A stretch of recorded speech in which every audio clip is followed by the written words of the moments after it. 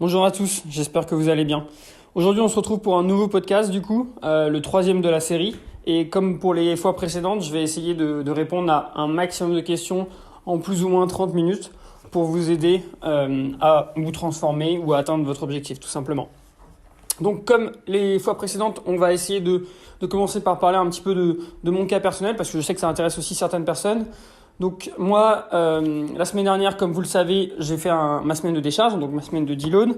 Et je vais pas avoir grand chose à dire par rapport à cette semaine, tout simplement parce qu'en fait, je fais mon podcast un tout petit peu plus tôt et j'ai pu faire qu'une séance sur cette semaine-là, à ma reprise de deload, qui d'ailleurs s'est hyper bien passé parce que j'ai PR, donc j'ai battu mes records sur l'ensemble de ma séance, sur mes 3-4 premiers exercices. Donc c'était une très bonne séance, malgré le fait que je sois pas hyper en forme. Je vais vous expliquer aussi pourquoi après, mais ça s'est hyper bien passé. Au niveau de ma nutrition, voilà, c'est ça que je voulais revoir avec vous, parce qu'on m'a posé beaucoup cette question et du coup je vais pouvoir y répondre. C'est-à-dire que dimanche, j'ai fait un très gros brunch où j'ai plus ou moins mangé entre 4 et 5 000 calories. Alors vous savez que je suis pas très fan du cheat meal, et d'ailleurs c'est pour ça que je fais très rarement des choses comme ça. Mais du coup, là c'était l'occasion de le faire, c'était exceptionnel. Et après, j'avais pas d'objectif, entre guillemets, précis actuellement, à part progresser à l'entraînement. Donc, du coup, c'est pas si grave d'avoir fait ça pour moi. Et au final, vous allez voir que je l'ai plutôt bien régulé, pardon. Donc, au final, samedi, j'ai mangé un tout petit peu moins que mes besoins. J'ai dû manger 300-400 calories de moins que mes besoins. Dimanche, du coup, le jour du brunch, je n'ai pas mangé du tout de la journée. J'ai dû manger un bout de poulet après mon brunch. Et puis, j'ai brunché, du coup, le midi. Donc, on va dire à 4-5 000 calories plus ou moins. Le lendemain, du coup, normalement, le but, c'était de reprendre mes calories classiques et de continuer comme ça. Au final, j'ai mangé 1700-1500 calories. Et pareil, j'avais pas du tout faim. En gros, je me suis forcé à manger. Pourquoi ? Parce que je savais aussi qu'il fallait que je mange pour être performant sur mon entraînement. Donc ça s'est plutôt bien passé de ce côté-là. Je me suis bien entraîné. Et le soir, arrivé au soir, où normalement je garde beaucoup de calories pour le soir, j'avais pas du tout faim. Du coup, j'ai dû manger très light aussi. Et au final, il me restait encore 4 à 500 calories. Aujourd'hui, normalement, du coup, on est mardi. Le but, c'est de voir aussi comment ça se passe, de manger par rapport à mon entraînement, faire un début de journée classique. Et à la fin de la journée, si je n'ai pas faim, pareil, je ne mangerai pas énormément. Et puis après, je reprendrai ma diète classique. Après, personnellement, là, je sens quand même que la faim a déjà commencé à arriver. Donc, si j'ai faim ce soir, je mangerai normalement en respectant mon objectif en macronutriments. Donc voilà. Au final, un gros écart comme ça se régule plus ou moins, sachant qu'on brûle plus de calories aussi à la digestion, il y a la thermogénèse, etc. Et en soi, le surplus n'est pas vraiment de 4 à 5 000 calories. Bien sûr, déjà, il y a les calories de maintenance, il y a le fait qu'on bouge plus, qu'on brûle plus au repos, etc. Alors, il y avait une vidéo de Jeff Nippard qui a fait une vidéo très intéressante sur ça, sur qu'est-ce qu'on va venir stocker réellement sur un 10 000 calories challenge. Et au final, on voyait qu'on ne stockait pas énormément sur les 10 000 calories. Donc, c'est pas forcément étonnant. Notre corps a des capacités d'adaptation plutôt impressionnantes. Et du coup, si un jour, il vous arrive de faire un très gros écart, ne vous inquiétez pas, parce que ça va se réguler plus ou moins tout seul. Ensuite, du coup, on va pouvoir passer aux questions que j'ai eues. Donc, j'ai essayé de prendre des petites notes. Bon, d'habitude, j'essaie de noter que les questions. C'est plus ou moins ce que j'ai fait, mais je me suis donné des différents points à chaque fois. Donc, on va pouvoir essayer d'aborder ça et d'être peut-être un tout petit peu plus organisé. Vous me direz éventuellement ce que vous en pensez. Donc, la première question, c'est comment gérer son alimentation et son entraînement quand on travaille de nuit ? Ma réponse, elle est assez simple. C'est comme si vous travaillez de jour. C'est organisez-vous en fonction de votre emploi du temps et de vos envies. Par exemple, si vous préférez aller vous entraîner très tôt le matin en sortant du travail, vous pouvez aller vous entraîner très tôt le matin en sortant du travail, si c'est ce que vous préférez.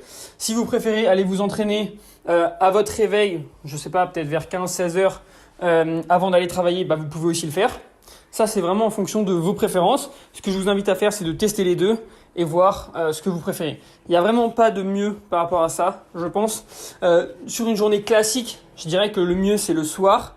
Parce que le matin, on est plus froid. Et le soir, notre système nerveux est souvent plus prêt à l'effort. Donc, la journée, c'est le soir. La nuit, c'est un petit peu plus compliqué de dire ça.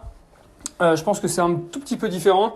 Mais de toute façon, que ce soit la journée ou la nuit, le plus important, ça reste le fait de s'entraîner quand on le veut.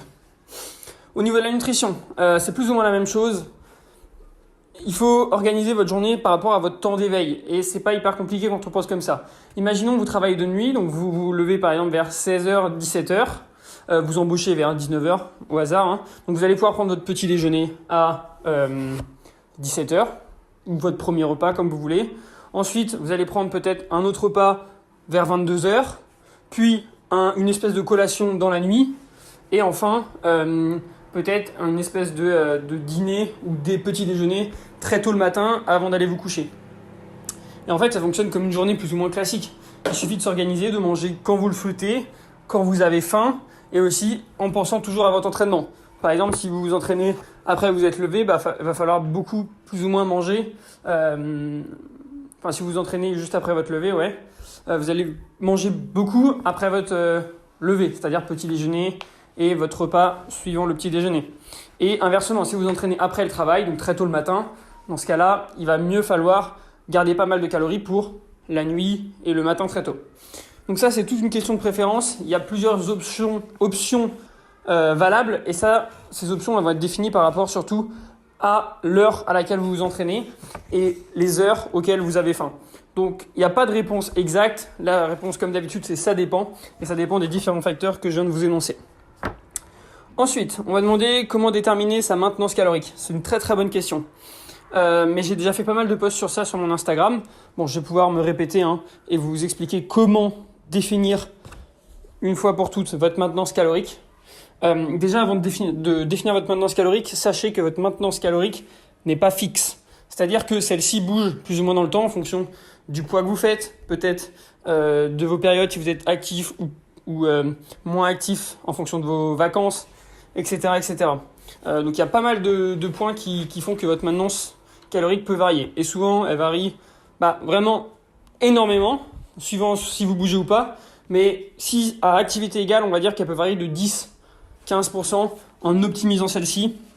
Par exemple, en étant un petit peu plus lourd et un petit peu plus musclé.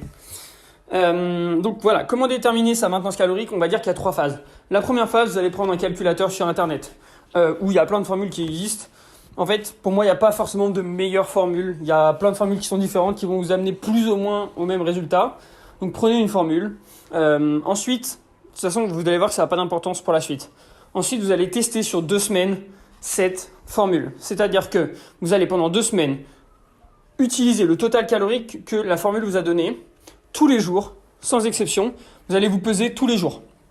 Par rapport à ça, vous allez faire la moyenne calorique de la semaine 1, la moyenne calorique de la semaine 2, la moyenne de votre poids de la semaine 1, la moyenne de votre poids de la semaine 2. Si entre la semaine 1 et la semaine 2, votre poids n'a pas bougé en moyenne plus ou moins, dans ce cas-là, vous êtes sur votre maintenance calorique plus ou moins. C'est très bien comme ça, et vous avez trouvé votre maintenance. Malheureusement, il y a de grandes chances que votre poids a plus ou moins bougé. Et en fait, pour connaître votre maintenance, vous allez partir du principe que 1 kg de gras, c'est plus ou moins 9000 calories. Ok, donc on va arrondir et on va dire que que c'est 10 000 calories, pour faire aussi simple. Et du coup, pour trouver votre maintenance, vous allez faire un calcul qui est très simple. Vous allez prendre la différence entre votre poids de la semaine 2 et le poids de la semaine 1. Donc imaginons, j'ai pris 300 grammes. Vous allez prendre 300 grammes que vous allez multiplier par 1000 calories. Donc vous allez trouver plus ou moins un chiffre. Et en fait, c'est 300 grammes de différence que vous allez multiplier par 1000. Bon, ça va être 0,3 en fait, et pas 300 grammes. Et vous allez voir que ça va faire 300 calories de différence journalière pour arriver à votre maintenance calorique pour une différence. Enfin, ça va faire une différence de 300 calories cette fois-ci par rapport à votre maintenance. C'est-à-dire que si entre la semaine 1 et la semaine 2, vous avez pris 300 grammes, c'est-à-dire que votre maintenance calorique, elle est probablement à 300 grammes de différence de ce que vous avez fait. Donc si vous avez pris 300 grammes, il faut baisser le total calorique de 300 calories par semaine. Si vous avez pris par semaine, ça veut dire chaque jour, bien sûr. Si c'est inversement, vous avez perdu du poids, c'est l'inverse. Si imaginons que vous avez perdu 1 kg, il y a de grandes chances que votre maintenance calorique soit à plus ou moins 1000 calories de plus que ce que vous êtes actuellement. Alors après, pareil, ça va dépendre. Et après, il faut tester, continuer comme ça. Mais voilà, le but, c'est par rapport à la formule là, vous déterminez à plus ou moins combien de calories vous êtes de votre maintenance. Vous utilisez ça, par exemple, donc les 300 grammes, vous retestez. Si vous êtes cette fois-ci à maintenance, c'est très bien. Et il y a de grandes chances que vous le soyez. Cette formule, c'est plus ou moins la technique que donne Eric Helms pour trouver la maintenance réelle. Et après, à partir de ce chiffre, vous pouvez définir un certain pourcentage de surplus calorique ou de déficit calorique et commencer votre perte ou votre prise de poids en fonction de votre objectif. Donc je sais que c'est assez compliqué. Et en fait, tout se passe sur la troisième phase. En gros, dites-vous bien que on va dire 100 grammes de différence va correspondre à 100 calories en moyenne sur la semaine. On m'a aussi demandé, du coup, pour la troisième question, la différence entre sucre et édulcorant. La réponse, elle est assez simple. Pour moi, les édulcorants sont un petit peu mieux que le sucre. Alors, il n'y a pas d'études qui montrent que les édulcorants seraient très mauvais pour la santé, à part à très grande consommation, c'est-à-dire plusieurs bouteilles entières de soda par jour, ce qui n'est probablement pas le cas. Moi, je trouve que le sucre n'est pas forcément quelque chose de très bien. C'est pas forcément mal en soi, hein. Comme tout, en consommer en excès, c'est dangereux, mais en soi, en petite quantité, c'est pas très grave. Et je préfère consommer, par exemple, des édulcorants plutôt que du sucre, surtout qu'en fait, les édulcorants vont être 0 calories et ne vont pas rajouter des calories qui pourraient être ajoutées via le sucre, tout simplement. Et faites attention juste pour une chose, si vous consommez des édulcorants type sucralose, essayez de ne pas cuire votre préparation. Et si vous consommez des édulcorants type stevia, vous pouvez l'utiliser sur des préparations cuites. Sucralose, qui est moins cher, probablement utilisez-le si vous ne cuisez pas de préparation. Et la stevia, vous l'utilisez si vous cuisez votre préparation. Ça peut être utilisé comme ceci, et c'est d'ailleurs ce que je recommande. On m'a demandé aussi un petit sujet qui est un peu spécial sur la motivation, la préparation mentale et le conditionnement. Alors en fait, il faut savoir que tout ça maintenant c'est hyper développé chez les athlètes et de plus en plus on y porte une attention particulière. C'est d'ailleurs un métier, il y a des préparateurs mentaux. Donc c'est assez difficile de répondre à ça parce que d'ailleurs ce n'est pas mon métier. Mais par rapport à la motivation, je l'ai déjà dit la dernière fois, en fait la motivation elle est hyper importante au début. Après, le sport, pour moi, ça devient une habitude. Et avec une certaine discipline, on arrive à tenir nos objectifs sur le long terme. En soi, il n'y a pas de recette miracle pour être motivé. Il faut juste savoir ce que vous voulez. Et si vous savez ce que vous voulez, mettez-vous-le comme objectif et commencez à apprécier le processus pour atteindre cet objectif. C'est très très important. Quelqu'un qui veut aller perdre du poids et qui commence par exemple la course à pied et à faire attention à ce qu'il mange, mais cette même personne n'apprécie pas du tout courir, n'apprécie pas du tout manger, des légumes. Donc elle va se forcer. Il y a de grandes chances que cette personne n'y arrive pas. Cependant, une même personne qui aime bien courir va commencer à apprécier le processus et va bien aimer, et il y a de grandes chances qu'elle réussisse sa transformation. Alors après, le processus, on peut apprendre aussi à l'aimer. Souvent, on n'aime pas au début éventuellement faire de la musculation, et au fur et à mesure on commence à aimer parce qu'on commence à se donner des petits objectifs. Donc c'est pas forcément quelque chose de figé. Un autre conseil par rapport aux objectifs qui est très important selon moi, ça va être le fait de se fixer des objectifs, de les noter et de les dire. Donc ça va être en 3 étapes. La première chose que je vous invite à faire, c'est de noter sur une feuille 2 ou 3 objectifs datés et précis. Par exemple, vous dire que, dans 1 an, j'aurai investi 100 000 euros dans l'immobilier. Un exemple. Dans 6 mois, j'aimerais gagner 1 500 euros par mois. Dans 3 mois, j'aimerais avoir perdu 5 kilos. Donc ça, ce sont des objectifs précis, datés, et plus ou moins avec une valeur de référence, donc des chiffres. C'est beaucoup plus facile quand il y a des chiffres, des choses comme ça. Donc ensuite, après, il faut déterminer les différentes étapes pour y arriver à cet objectif. Et ensuite, du coup, il faut noter.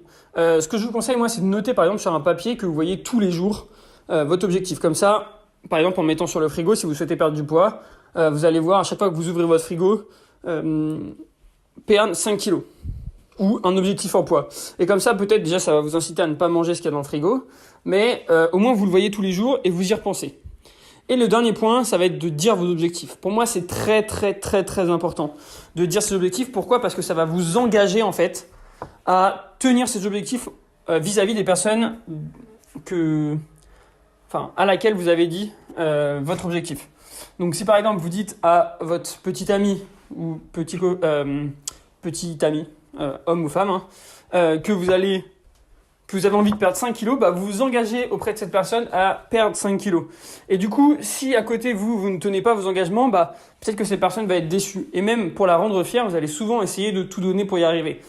Donc, il y a pas mal d'exemples comme ça, mais en tout cas, dire ses objectifs, c'est très bien. Comme ça, il y a votre ego aussi qui va rentrer en jeu et vous n'allez pas vouloir décevoir les gens, vous allez vouloir montrer que vous pouvez y arriver et donc vous allez tout donner pour y arriver.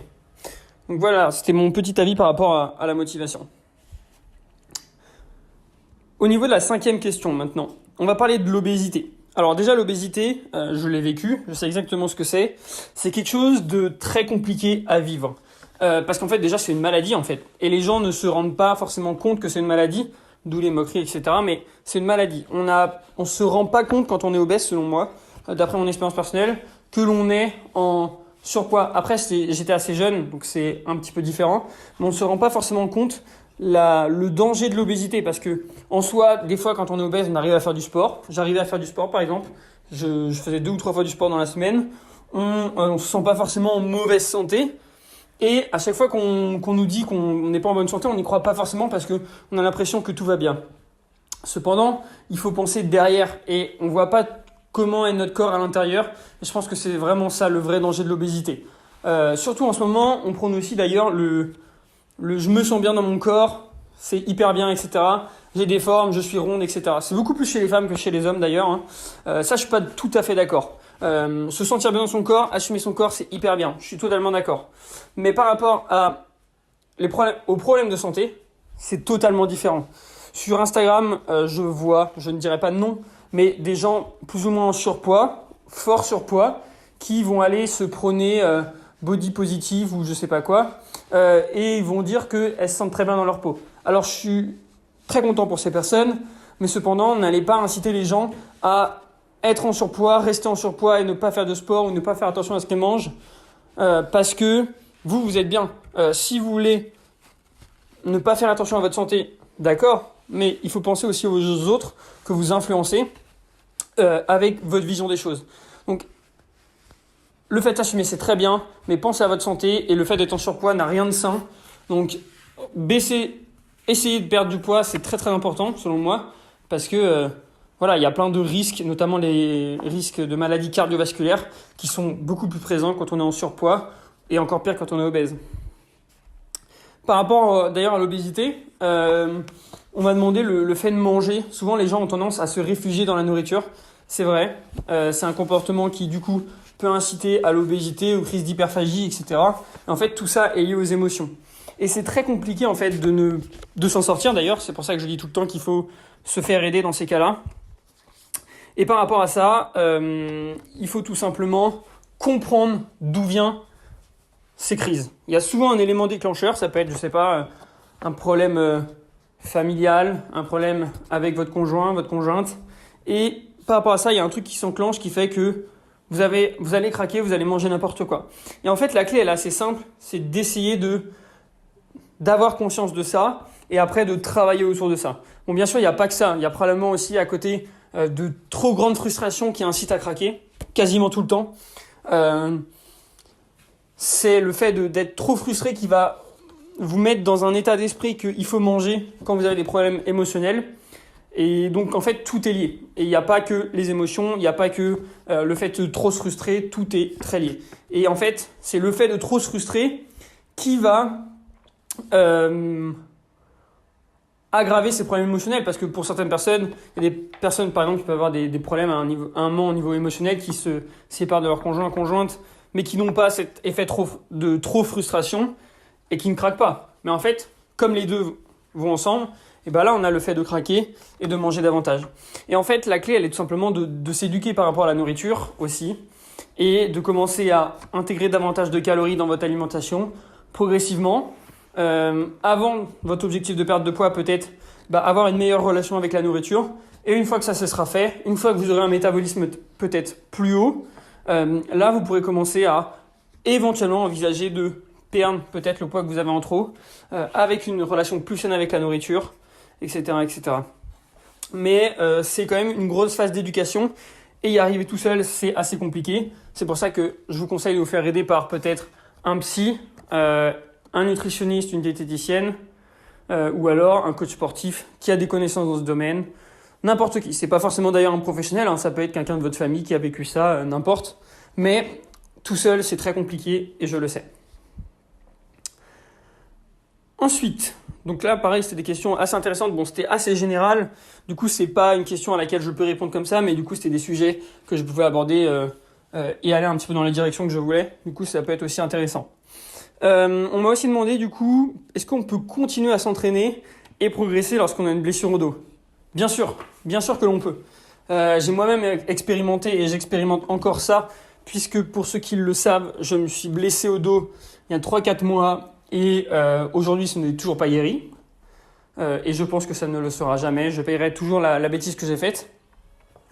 Mais par rapport à ça, oui, on peut s'entraîner et même en ayant des douleurs au dos. En fait, la première chose à faire, c'est déterminer la cause de la douleur. Si par exemple on sait que c'est une hernie discale, si on sait que c'est une lombalgie, que c'est une sciatique, etc. Donc on détermine la cause de la douleur par un spécialiste. Tout seul, c'est assez difficile de le faire.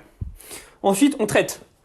On écoute ce que disent les spécialistes par exemple, en appliquant des crèmes qui vont venir chauffer, en faisant peut-être de la décompression dorsale, de la décompression discale plutôt. Bref, en appliquant tous les conseils qu'ils vont vous donner sur votre posture, etc., etc. Et ensuite, on adapte. C'est le dernier point. On adapte son entraînement en fonction de ses douleurs. La première chose à faire, c'est de ne pas faire d'exercice qui vous provoque de douleur. Ensuite, il y a plein d'autres exercices en musculation qui vont vous permettre de progresser. Le seul souci, ça va être sur les exercices, pour moi, de dos, où vos séances vont être beaucoup moins fun. Et pareil pour les exercices bas du corps. Si la douleur est quand même assez présente, vous allez devoir enlever tout ce qui va être soulevé terre, tout ce qui va être squat, où là, vous allez avoir mal et du coup, vous n'allez plus pouvoir faire ces exercices, ce qui correspond quand même à 90% des séances jambes plus ou moins intéressantes. Donc, vous ne pourrez plus faire ça et je ne peux plus faire ça du coup. Et pour l'exercice dos, bon, pour le dos, c'est un petit peu différent. Il y a plein d'autres exercices. Maintenant, il y a des machines qui sont très bien. Le but, c'est d'éviter d'avoir ce déport du buste vers l'avant sur la plupart de vos exercices. Et normalement, tout le reste, vous pourrez le faire. Donc, vous pourrez faire des tirages verticaux et des tirages horizontaux, par exemple à la poulie, aux haltères avec le banc en chest supported, à la machine, etc., etc. Il y a quand même pas mal d'exercices. Alors, ce sera moins fun. Vous en paierez peut-être des fois les conséquences avec le dos un petit peu raide le lendemain de vos séances. Mais en tout cas, oui, c'est possible de s'entraîner. Oui, c'est possible de progresser. Mais sur d'autres exercices, tout simplement. On m'a demandé aussi, du coup, pour une autre question, comment se dérouler un entraînement. Alors, je pense que cette personne est assez débutante, dans le sens où un entraînement, c'est toujours plus ou moins la même manière de faire. La première chose, ça va être l'échauffement qui est nécessaire pour plusieurs points. Déjà, le fait de ne pas se blesser, et ensuite, le fait d'augmenter la motivation et d'augmenter la performance, selon moi. Sans échauffement, ça va être très compliqué de faire une bonne séance, voire impossible. Notez aussi que plus il est tard dans la journée et moins vous avez besoin de vous échauffer, et plus il fait chaud, moins vous avez besoin de vous échauffer aussi. Et inversement, du coup, plus il fait froid, plus c'est long, et plus c'est tôt, plus il y a besoin d'échauffement. Ensuite, dans votre première partie d'échauffement, vous allez avoir tous vos exercices polyarticulaires. Donc les gros exercices sur lesquels votre progression doit être accentuée. Puis les exercices d'isolation éventuellement, pas forcément obligatoires en fonction des programmes d'entraînement. Et après un léger retour au calme avec de très très très très légers étirements pour redonner un peu de longueur aux muscles. Mais on va pas aller tenir les étirements après un entraînement parce qu'on risque d'aggraver les micro-lésions qu'on a faites dans notre entraînement et de se blesser. Et puis il n'y a aucun intérêt tout simplement. Donc voilà, éventuellement on peut rajouter un petit peu d'isolation des fois avant les exercices polyarticulaires, ce qu'on peut appeler la pré-fatigue. Mais voilà, de manière générale, un entraînement ça se présente comme ceci et il n'y a pas 15 000 manières de faire. Après, chaque entraînement est différent et ça va dépendre aussi de votre programme. Une autre question du coup qu'un de mes élèves, Manuel, m'a demandé, c'est sur la détermination du RPE. Alors, comment déterminer son RPE ? Le RPE, c'est quoi déjà ? Ça va être un index de perception de l'effort. Indice plutôt. C'est-à-dire que par rapport à cet indice, vous allez pouvoir aller plus ou moins loin dans l'effort. Donc, en gros, on ne vous met pas de charge, mais on vous dit, vous allez faire 8 répétitions à RPE 7. C'est-à-dire que vous allez utiliser une charge X et vous allez vous arrêter à un RPE de 7. Quand vous serez à 8 répétitions, normalement, vous aurez plus ou moins 3 répétitions en réserve. En gros, un RPE, c'est une échelle qui va de 1 à 10 et qui va déterminer votre distance par rapport à l'échec musculaire. 10 étant l'échec musculaire, 9 répétitions étant une répétition en réserve, c'est-à-dire que vous vous arrêtez alors que vous auriez pu faire une répétition de plus. 8, c'est la même chose mais avec 2 répétitions en réserve. 7, c'est 3 répétitions en réserve. 6, c'est 4 répétitions en réserve, etc., etc. Et en fait, comment déterminer ce RPE ? Eh bien, en fait, c'est assez compliqué quand on est débutant. Et ça vient qu'avec l'expérience. C'est quand même quelque chose qui est assez compliqué. Et en fait, ça met plusieurs mois, voire plusieurs années de pratique, selon moi, à vraiment comprendre le RPE des exercices. Et même tout seul au début, c'est assez compliqué. Mon meilleur conseil par rapport à ça, c'est de vous faire aider, pareil. Mais souvent, si vous avez un RPE, c'est peut-être que vous avez un coach aussi. Donc, c'est éventuellement de faire une vidéo de, par exemple, votre coach vous demande d'être à RPE 8. Vous faites votre séance. Vous dites, OK, moi, je pense à être à RPE 8 ici. Vous envoyez la vidéo. Et là, lui, il va voir aussi si vous êtes vraiment à RPE 8. En fait, ça se voit aussi plus ou moins à la vitesse que bouge la charge lorsque vous faites votre exercice. En fait, surtout sur les dernières répétitions. Si je vois que quelqu'un monte un soulevé de terre en tremblant de partout sur sa dernière répétition, je vais dire, OK, RPE 9,5, voire 10 ou 9. Mais il ne sera pas capable d'en faire plus. Et s'il me dit RPE 6, je vais dire, peut-être pas. Mais inversement, des fois, il y a des personnes qui s'arrêtent hyper tôt dans leur série, ils vont me dire RPE 10 échec. Je dis, non, là, tu peux m'en faire 5 de plus. Et en fait, tout ça, ça vient avec l'expérience du fait de connaître son corps, du fait de connaître jusqu'où on peut aller dans l'effort. Et voilà, donc il n'y a pas de recette miracle par rapport à ça, ça viendra tout simplement aussi avec le temps. Et on va finir du coup par une dernière question qui est assez drôle parce qu'on la retrouve plus ou moins partout. C'est comment rattraper un retard pectoraux, notamment comment travailler peut-être l'intérieur des pectoraux. En fait, ce qu'il faut savoir, c'est que c'est très très très très difficile de venir cibler une partie d'un muscle, surtout. Et c'est probablement de la génétique en fait. Si vous avez un trou dans vos pectoraux au milieu, il y a de grandes chances pour que jamais vous ayez de beaux pectoraux sans ce trou. C'est génétique. Et en fait, quasiment tout sur notre corps est programmé par la génétique. Donc si par exemple vous avez des petits bras, vous aurez toujours des petits bras par rapport au reste de votre corps. Même en les travaillant énormément, vous aurez toujours des petits bras. Alors après, vous pouvez toujours améliorer cette relation par rapport au reste, c'est-à-dire par exemple en arrêtant de travailler les épaules et les triceps pour par exemple venir travailler à fond les biceps pour essayer de rendre ces biceps plus gros, mais au final ils resteront plus ou moins petits ou alors ils grossiront un tout petit peu tout simplement parce que leur potentiel de développement est plus faible que les autres muscles et c'est pas très grave, c'est pas très grave du tout. À part si vous faites de la compétition, la génétique dictera tout et il y a beaucoup plus grave que ça dans la vie de toute façon. La clé de l'entraînement, c'est de développer un corps harmonieux. Donc il faut aussi définir du coup ses points forts et ses points faibles. Et par rapport à ça, déterminer, ok, mes pectoraux sont peut-être un point faible pour moi. Je vais essayer d'augmenter mon volume de plus ou moins 15-20% sur ce groupe musculaire et voir comment il réagit. S'il réagit bien, c'est très bien. Et il y a de grandes chances qu'il réagisse bien. Et tant mieux, on continue comme ça et on essaye de rattraper, entre guillemets, ce point faible. Après, il y a aussi le fait de prendre en compte si c'est un point faible parce que vous ne le travaillez pas, si c'est un point faible parce que vous avez une mauvaise technique sur vos exercices, ce qui est souvent le cas pour les pectoraux, ou si c'est un point faible génétique. Et dans ce cas-là, c'est totalement différent. En fonction de ce que c'est, vous allez adopter des techniques différentes. Si c'est un problème de technique, vous allez travailler votre technique. Si c'est un problème de génétique, ce ne sera pas de votre faute et il faudra du coup augmenter légèrement le volume, mais il n'y aura rien de miraculeux. Et si c'est un problème de je ne sais plus quoi, de ce que j'ai dit, la génétique, la technique, et que vous ne travaillez pas le muscle, et du coup il va falloir juste commencer à travailler le muscle. Voilà, je pense que j'ai fait le tour de l'ensemble des questions que j'avais eues. Alors j'en ai moins que la dernière fois. C'est pas grave, j'avais quand même de quoi tenir les une demi-heure, donc c'est plutôt bien. Si jamais ce podcast vous a plu, n'hésitez pas du coup à l'aimer sur les réseaux ou commenter, n'importe. Le partager, c'est ça qui m'aide le plus, hein, le fait de partager mes podcasts, parce que ça me permet d'être vu par plus de monde et du coup d'avoir un meilleur référencement. Même si au final je fais pas ça surtout pour être vu, hein. C'est surtout ça pour aider un maximum de gens. Et indirectement, plus je suis vu, plus je peux aider les gens. Et n'hésitez pas non plus à aller voir mon compte Patreon. C'est un site de soutien entre guillemets aux personnes qui proposent du contenu sur Internet. Donc ça se passe sous forme de dons. Ça commence à 2$ et vous pouvez donner plus ou moins ce que vous voulez.